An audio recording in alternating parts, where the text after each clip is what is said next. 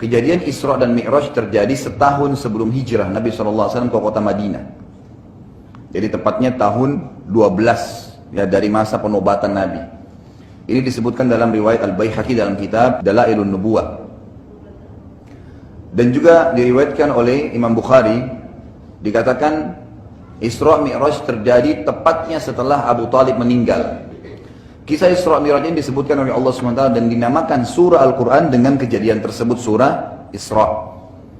Surah Al-Isra ini urutan 17 dalam Al-Quran, dan Allah ceritakan di ayat satunya, A'udzubillahi minasyaitonirrajim, Bismillahirrahmanirrahim. Subhanalladzi asra bi'abdihi laylan minal masjidil harami ilal masjidil aqsa alladzi barakna hawlahu linuriyahu min ayatina innahu huwas sami'ul basir. Maha suci Allah yang telah memperjalankan hambanya pada suatu malam dari Al-Masjidil Haram ke Masjidil Aqsa yang telah kami berkahi sekelilingnya agar kami perlihatkan kepadanya sebagian dari tanda-tanda kebesaran kami. Perhatikan terjemahannya ya. Ini maksudnya Isra dan Mi'raj untuk ini. Bukan hanya perintah sholat, tapi diperlihatkan kepadanya kepada Nabi Muhammad SAW sebagian tanda-tanda kebesaran kami. Sesungguhnya Dia Allah adalah Zat yang Maha mendengar lagi Maha mengetahui.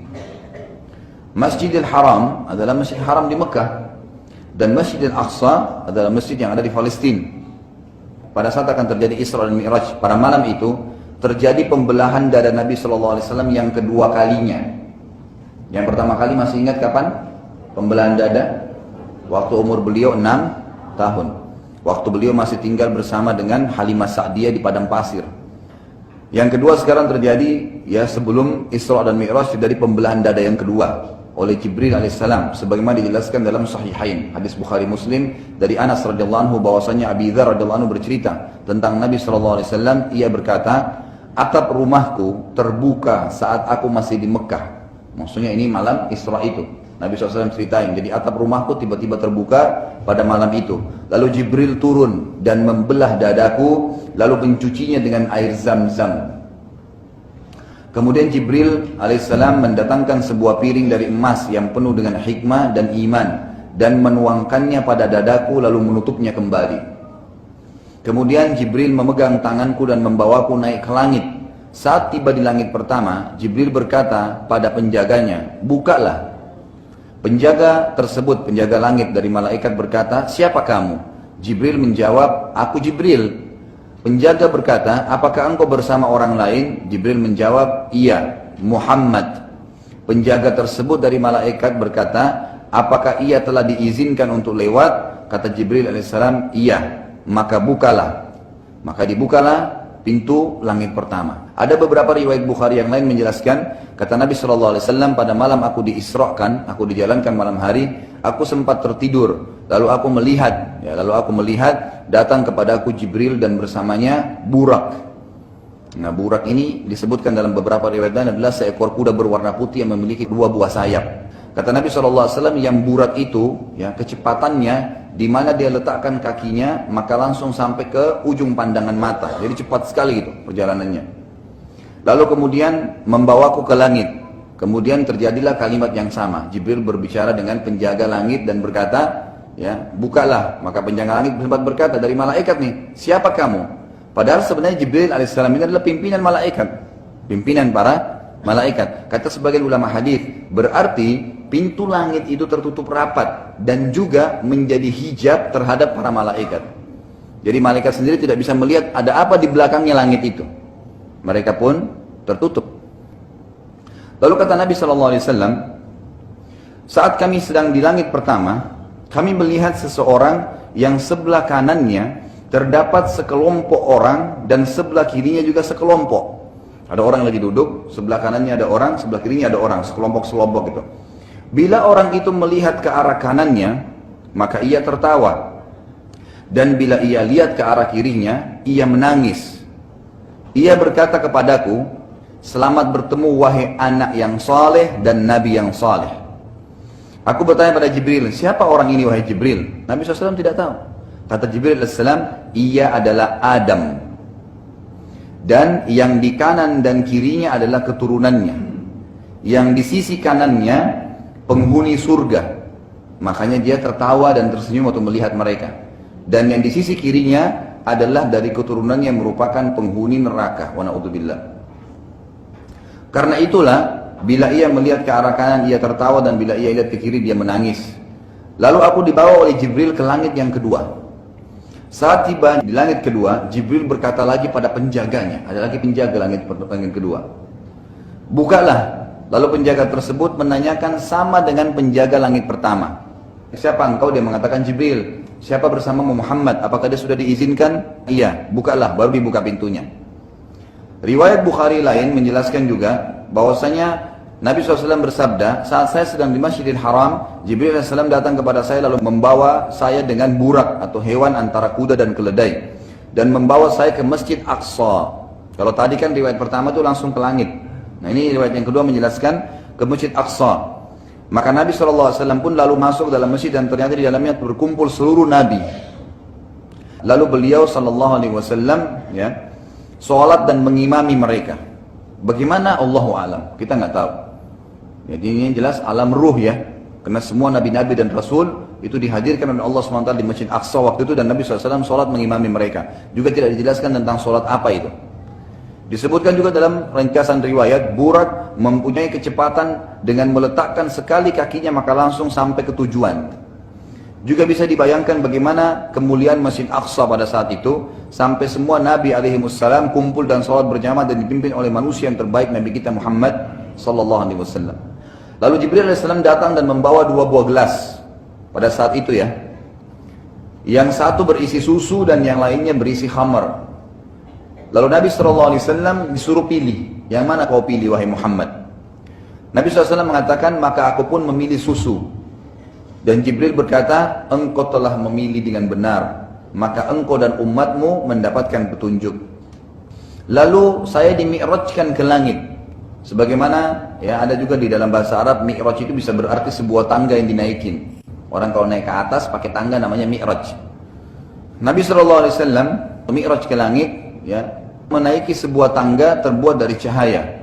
Sekejap saja Nabi SAW dengan Jibril AS sampai ke langit bumi atau langit pertama. Lalu Jibril AS mengetuk pintu langit pertama. Malaikat penjaga langit pertama bertanya, siapa? Jibril AS berkata, saya Jibril. Malaikat penjaga berkata, siapa bersamamu? Jibril berkata alaihissalam, Muhammad. Malaikat penjaga berkata, saya tidak diizinkan kecuali untuknya. Ini riwayat lainnya, riwayat Bukhari. Jadi tadi pertama mengatakan apakah dia sudah diizinkan, tapi riwayat kedua mengatakan saya tidak mengizinkan manusia masuk ke sini kecuali dia, Muhammad saja. Malaikat penjaga berkata, saya tidak diizinkan kecuali untuknya. Lalu Nabi SAW naik, dan pada langit pertama beliau melihat SAW seseorang yang sangat besar dan tinggi badannya mencapai 60 siku ke langit. Kalau 60 siku ini kurang lebih 27,5 meter tingginya ke langit, kayak raksasa gitu kan. Setiap kali dia lihat ke sebelah kanannya maka ia tersenyum, dan setiap kali lihat ke sebelah kirinya ia menangis. Nabi SAW bertanya padanya atau pada Jibril, siapa orang tersebut? Jibril SAW mengatakan itu adalah ayahmu Adam alaihissalam. Bila ia melihat ke sebelah kanannya ia tersenyum karena melihat dari keturunannya yang merupakan penghuni surga, dan bila ia melihat ke sebelah kirinya ia menangis karena melihat keturunannya yang akan masuk neraka. Saat bertemu dengan Adam alaihissalam maka Nabi Adam alaihissalam berkata, selamat datang wahai anak yang soleh. Saya diperlihatkan 2 mata air yang mengalir dengan kencang, kata Nabi SAW pada saat itu ya, masih kisah di langit pertama. Saya bertanya pada Jibril AS, apa itu? Jibril berkata itu adalah sumber mata air Nil dan Furat.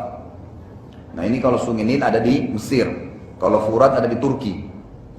Lalu kata Nabi SAW, saya juga diperlihatkan orang-orang yang berenang di lautan darah, dan di pinggiran lautan itu seseorang yang menunggu. Siapapun yang sampai di pinggiran langsung dihantam pada mulut mereka dengan batu hingga mulutnya hancur dan terpaksa jatuh ke lautan tersebut lagi. Saya lalu bertanya pada Jibril, siapa mereka itu? Kenapa begitu luar biasa siksaannya? Jibril menjawab, mereka itu para pemakan harta anak yatim. Yang ketiga kata Nabi SAW, aku diperlihatkan orang-orang yang perutnya penuh dan membesar, dan tiba-tiba saja segerombolan orang diseret dengan keras dan menginjaki perut-perut mereka. Lalu saya bertanya pada Jibril, siapa mereka wahai Jibril? Jibril AS mengatakan, yang diinjaki perutnya tadi membengkak itu adalah orang-orang yang memakan riba, dan yang menginjaki mereka adalah keluarganya Fir'aun yang setiap pagi dan sore dibawa ke neraka. Yang keempat, saya diperlihatkan orang-orang yang ditawarkan di hadapannya makanan yang baik dan juga makanan yang busuk. Tetapi anehnya, orang-orang ini malah memilih makanan yang busuk.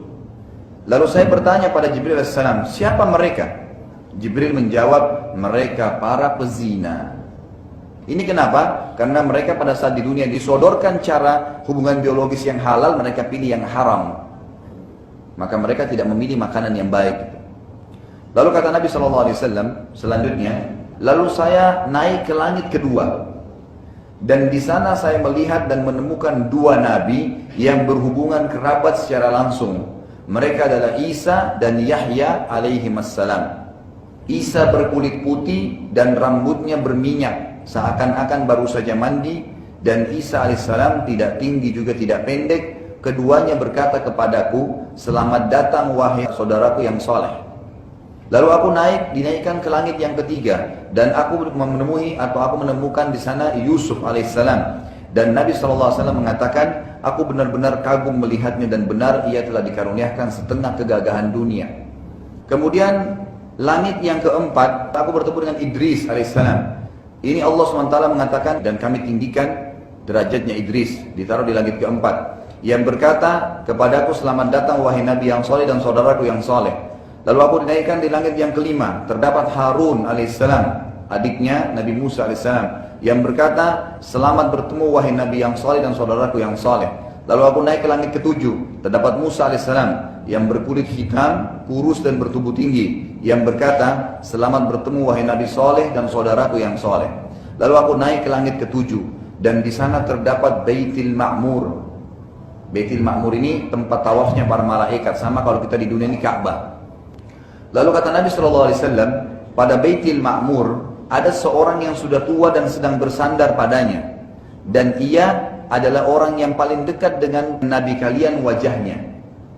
Lalu aku bertanya, siapakah orang itu? Ternyata dia adalah Ibrahim alaihissalam. Ya. Dan Ibrahim alaihissalam berkata, selamat datang wahai anakku yang soleh. Lalu saya bersama Jibril alaihissalam sampai ke Sidratil Muntaha.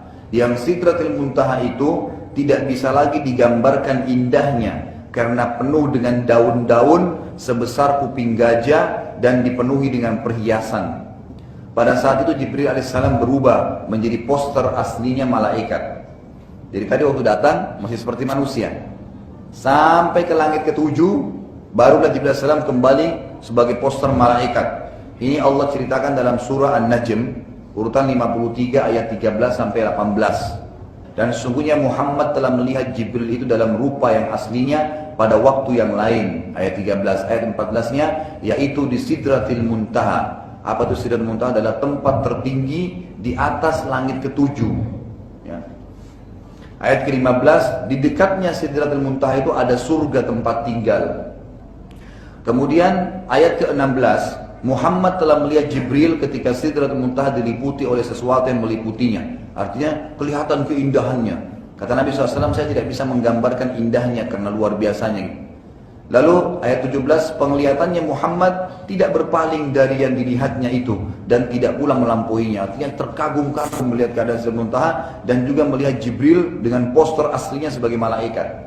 Kemudian di ayat 18 dikatakan, sesungguhnya dia, Muhammad telah melihat sebagian tanda-tanda kekuasaan Tuhannya yang paling besar. Maksudnya melihat 7 lapis langit, penghulunya dari malaikat, ruh para nabi-nabi gitu kan, Baitul Ma'mur di sana, Sidratul Muntaha dan seterusnya. Saat itu Jibril AS tidak melanjutkan perjalanan dengan Nabi SAW dan Jibril AS berkata, saya hanya diperintahkan sampai di sini. Nabi SAW berkata, tiba-tiba cahaya Allah Subhanahu Wa Taala menerangi seluruh Sidratul Muntaha hingga menjadi sangat indah dan tidak dapat digambarkan lagi keindahannya. Dan Nabi SAW diajak berbicara oleh Allah Subhanahu Wa Taala tanpa perantara, dan pada saat itu Allah Subhanahu Wa Taala menyampaikan tentang perintah mengerjakan sholat. Kemudian awalnya diperintahkan 50 waktu sholat dan akhirnya dimudahkan sampai menjadi 5 waktu sholat. Tapi 5 waktu sholat pahalanya sama dengan 50 waktu sholat. Kisahnya adalah saat Nabi SAW kembali ya, ke langit tertentu yang bertemu dengan Musa AS. Musa AS berkata, apa yang telah dicatatkan Allah untuk umatmu? Kata Nabi SAW, 50 waktu sholat. Kata Musa AS, kembalilah, mintalah kepada Allah agar diringankan karena umatmu yang sangat lemah. Maka Nabi SAW kembali terus meminta, ada sebagian athar mengatakan, ya atau riwayat yang sahih, itu Allah SWT kurangi, setiap minta 5 waktu sholat dikurangi. Sampai terakhir, yang Musa AS selalu mengatakan, kembalilah masih berat, dan Allah SWT mengatakan, wahai Muhammad, dia adalah 5 waktu sholat, tapi pahalanya adalah 50 waktu sholat. Tetap pahalanya besar, karena kita kan setiap satu pahala dilipat gandakan menjadi 10 kali lipat khusus untuk Muhammad SAW.